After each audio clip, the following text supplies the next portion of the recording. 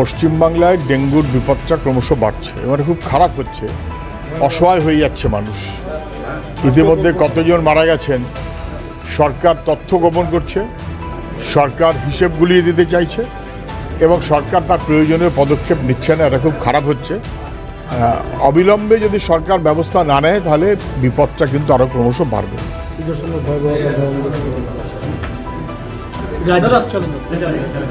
রাজ্যপাল নিজের নিরাপত্তায় কলকাতা পুলিশের ওপর ভরসা করতে পারছেন না, বলছেন যে ওনার উপর নজরদারি চালানো হচ্ছে, সেই জন্য কেন্দ্রীয় বাহিনী চলে এসছে। দেখুন, রাজ্যপাল রাজভবনের জন্য রাজ্য পুলিশের নিরাপত্তায় ভরসা করতে রাজি না, কেন্দ্রীয় বাহিনী চাইছেন। এটা খুব খারাপ, এটা খুব খারাপ। এটা আমাদের রাজ্যের মর্যাদা তাতে বাড়ে না, এটা খুবই খারাপ হচ্ছে।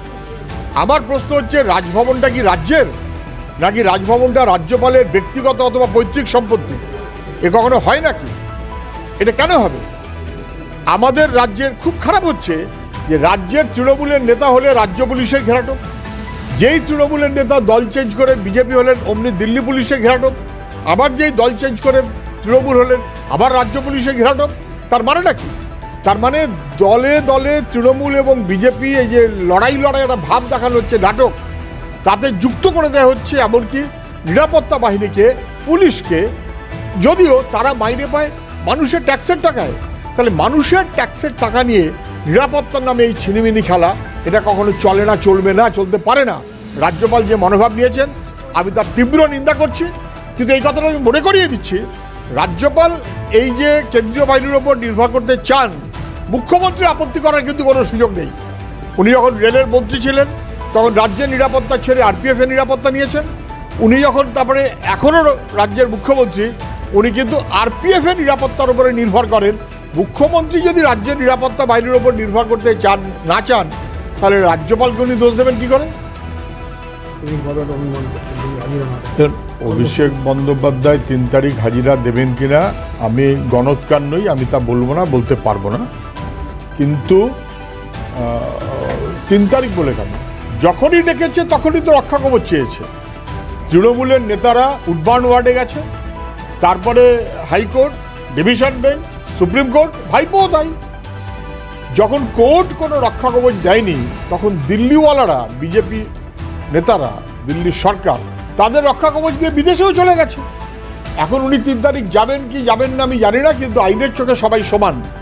কে কত বড় নেতা আর ছোট নেতা বড় কথা নয়, বরং বড় নেতা যদি বড় অপরাধী হয় তাহলে ব্যবস্থা নিতে হবে আরও কড়াভাবে। আরও কড়াভাবে ব্যবস্থা নেবার দম ইডি সিবিআই এর আছে, কিন্তু তারা কি স্যাংশন পাচ্ছে মোদি অমিত শাহ, নাকি মোদি অমিত শাহ ইডি সিবিআইকে ধামাচাপা দিয়ে রাখতে চায়? এই বিষয়টা নিয়ে মুখ্যমন্ত্রী এখনো চুপ, তিনি কিছু বলছেন না। তিনি কি পক্ষান্তরে বুঝতে পারছেন যে অপরাধ হয়েছে? মুখ্যমন্ত্রী কি বুঝতে পারছেন আমার পক্ষে বলাটা খুব কঠিন। মুখ্যমন্ত্রী ভাঙা পায়ে খেলার পক্ষপাতী। মুখ্যমন্ত্রী সুপার স্পেশালিটি হাসপাতাল নন্দীগ্রাম কিন্তু চিকিৎসার জন্য কলকাতায় চলে আসতে আগ্রহী। মুখ্যমন্ত্রী উত্তরবঙ্গ, তারপর একটা হেলিকপ্টার যোগ, আর্মি কোয়ার্টারে ঘুরে আসা হলো, হঠাৎ করে গোলযোগ দেখা দিল। মুখ্যমন্ত্রী কি বোঝেন আমি বলতে পারবো না, কিন্তু লোকে বোঝেন যে স্পেনে উনি খুব দৌড়েছেন, বহাল তবিয়তে ছিল। বিদেশ ভ্রমণ ঘুরে টুরে আসার পর হঠাৎ ওনার পায়ে নাকি একটু গন্ডগোল হয়েছে। উনি বরঞ্চ দিল্লিতে যেন অবশ্যই যান, টাকাটাকে যেন আদায় করে নিয়ে আসেন, গরিব মানুষের টাকাটা বেড়ে দেওয়া হচ্ছে, এটা বাড়া যাবে না। শপথ নিয়ে জটিলতা নির্মলচন্দ্র রায় শনিবার শপথ বিধায়কের, কি বলবেন? ধূপগুড়িতে জিতেছে একজন এমএলএ, জিতলে তার শপথ হবে, হওয়াটাই তো কথা, কিন্তু স্বাভাবিক। এসব নিয়ে কোনো বিরোধ বিতর্ক তো কখনো ছিল না। এই তৃণমূল আর বিজেপি একটা বিরোধ বিতর্কের মতন মনোভাবে চলে। সাগরদিঘির এমএলএ তার শপথ নিয়ে যেমন বিড়ম্বনা তৃণমূল তৈরি করেছে, তেমন ধূপগুড়ির যে এমএলএ তার শপথ নিয়ে বিড়ম্বনায় রাজভবনে যুক্ত হয়ে গেছে। কিন্তু শেষমেশ শনিবার নাকি শপথ হচ্ছে। বেটার লেট দ্যান নেভার, যত দ্রুত হয় ততই ভালো। যখন জিতেছেন তখন তাকে বিধায়ক হিসেবে কাজ করতে দিতে হবে। একে অন্যের হাত কেটে সেলাই, ফাঁকা ইঞ্জেকশন সিরিজ একে অপরের শরীরে পুশ করানোর মাধ্যমে তালিম দেওয়া হচ্ছে নার্সিং ট্রেনিং স্কুলে। জলপাইগুড়ি দিশারি নার্সিং ট্রেনিং স্কুল নিয়ে চাঞ্চল্যকর অভিযোগ করলেন ছাত্রীরা, কি বলবেন? কি হয়েছে আমি বুঝলাম না। একে অন্যের হাত কেটে সেলাই করছেন নিজেরাই, ফাঁকা ইঞ্জেকশন সিরিজ একে অপরের শরীরে পুশ করানোর মাধ্যমে তালিম দেওয়া হয় নার্সিং ট্রেনিং স্কুলে। জলপাইগুড়ির দিশারি নার্সিং ট্রেনিং স্কুল নিয়ে চাঞ্চল্যকর অভিযোগ করলেন ছাত্রীরা। জলপাইগুড়ির একটা নার্সিং স্কুল নিয়ে ছাত্রীরা যে অভিযোগ করেছেন সেটা কিন্তু খুব বিপজ্জনক অভিযোগ। পারস্পরিক হাত কেটে হাত সেলাই করানো হচ্ছে, এটা নাকি ট্রেনিং। ফাঁকা সিরিঞ্জ সেটা পুশ করে ইঞ্জেকশন দেওয়া শেখানো হচ্ছে। আমি জানি না এটা একটা স্ট্যান্ডার্ড প্রসিডিওর আছে, কিভাবে ট্রেনিং হবে। সেই স্ট্যান্ডার্ড প্রসিডিওরের বাইরে যদি কেউ যান তাহলে অবশ্যই স্বাস্থ্য দপ্তরের উদ্যোগ নেওয়া উচিত, দেখা উচিত। অভিষেকের যেদিনকেই মুভমেন্ট থাকে সেদিনকেই ইডি ডেকে কথা হবে। তো অভিষেককে ডাকবে না ইডি সিবিআই, কোর্টের ধমক খেয়ে ডাকতে হবে। কোর্টের ধমক খেয়েছে বলে এখন ডাকতে হচ্ছে, ইডি বাধ্য হয়েছে ডাকতে। আর ডাকছে যখন স্বাভাবিক, যেটা সপরিবারেই ডাকাটা উচিত, সপরিবারেই যখন ডাইরেক্টর সপরিবারেই ডাকা উচিত। ডেকেছে, বার করবে তো সব ঠিক মতো, নাকি আবার ধামা চাপা দেবে? তবে এই যে কথাটা আসছে যে যেদিন দিল্লিতে কর্মসূচি সেই দিন এখানে, 21শে জুলাই কিন্তু অভিষেক ব্যানার্জি ঘোষণা করেছিল 10 লক্ষ লোক নিয়ে 2 তারিখ দিল্লি চলো। এখানে ডেকেছে 3 তারিখ। ওরা 10 লক্ষ লোক নিয়ে যেতে পারবে না, এখন একটা মোৎসব করবে। এখন 2-এর জায়গায় 3 বলছে, না 4 বলবে, না 5 বলবে, ওদের ব্যাপার। কিন্তু তদন্ত এড়িয়ে যাওয়া যাবে না, কোর্ট ছাড়বে না, আর মানুষের চাপ আছে, অপরাধীকে ধরা পড়তেই হবে। পরিবারে কি সবাই যুক্ত? দেখুন, আমাদের রাজ্যে যে কোনো অনুষ্ঠানে সপরিবারে অথবা সবান্ধবে, এটা খুব ভালো ব্যাপার। সবান্ধবে নিমন্ত্রণ গ্রহণ করিবেন, সপরিবারে আসিবেন, ভালো দেশে লোকে সপরিবারে নিমন্ত্রণ করে। কিন্তু তৃণমূলের রাজত্বে দেখা যাচ্ছে সবান্ধবে অপা জেলে, সপরিবারে অনুব্রতরা জেলে।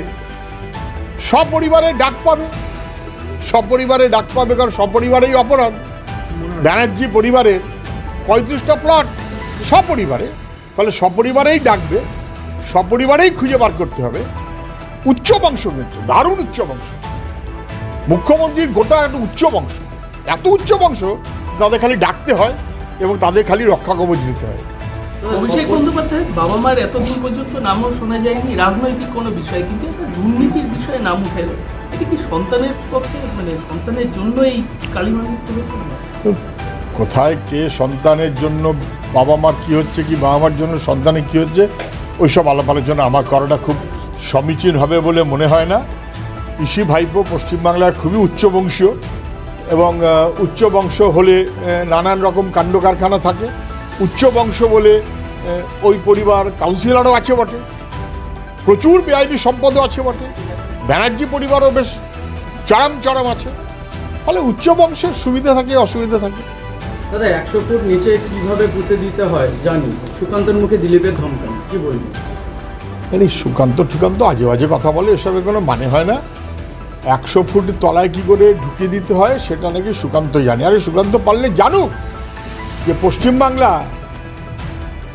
রন্ধ্রে রন্ধ্রে দুর্নীতিতে যারা মূল অভিযুক্ত তারা দিল্লিওয়ালাদের প্রশ্রয় পাচ্ছে কেন, পারলে সেই উত্তরটা দিক। লালুর জেদে ইন্ডিয়া জোট ঐক্যর ধাক্কা এবার বিহারে, কি বলবেন? কি লালুর জেদে ইন্ডিয়া জোট ঐক্যর ধাক্কা এবার বিহারে, ধাক্কা মানে এবার বিহারেও যাচ্ছে এই জোট।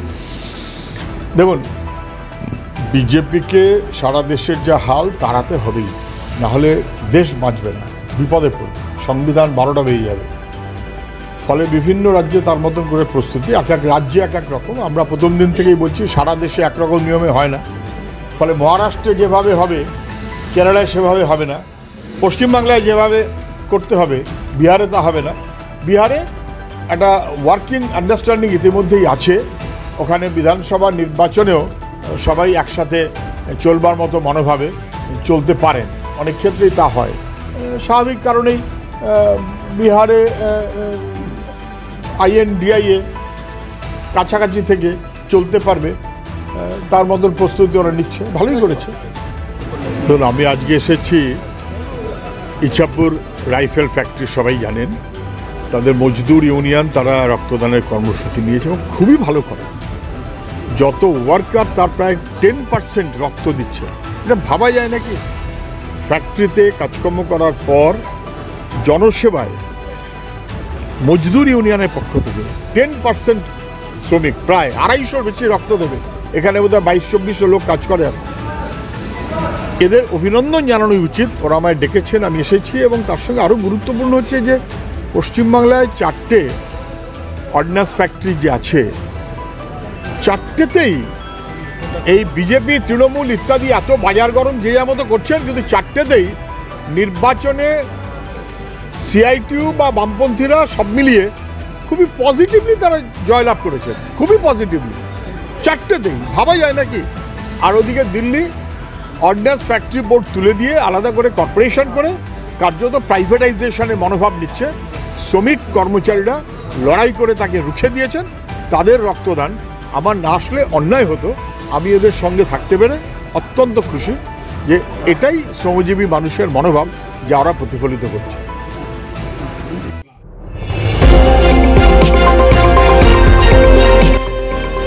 আমার বাংলা, সঙ্গে থাকুন, সঙ্গে রাখুন। আমার বাংলা।